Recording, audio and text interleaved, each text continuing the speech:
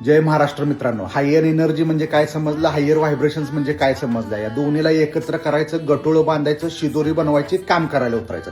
काम करताना लागतात दोन गोष्टी, विचार आणि व्हायब्रेशन्स. विचार करून काम करायचं आणि जीवन मूल्यांचा आधार घेऊन काम करायचं, म्हणजे आपलं नाणं मजबूत होतं, खणखणीत वाचतं, कृतीमध्ये यश मिळतं. मराठीमध्ये म्हटलेलं आहे, लात घालेल तिथं पाणी काढणार. लात घालण्यापूर्वी काय पाहिजे, लात कुठं घालायची याचा विचार केला पाहिजे आणि लात कशी घालायची, किती ताकदीनं मारायची, त्यासाठी व्हायब्रेशन्स म्हणजे काय कळायला पाहिजे. हे जर नाही कळालं, पाय मोडणार, कृतीमध्ये अपयश येणार.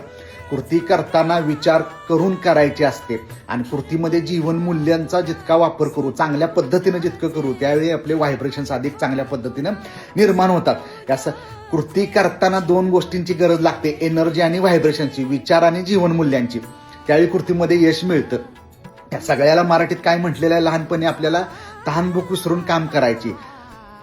तहानभूक कोण भागवतो कृती करताना, एनर्जी आणि व्हायब्रेशन्स. या दोन गोष्टी नसतील तर कृतीमध्ये अपयश येतं. धन्यवाद.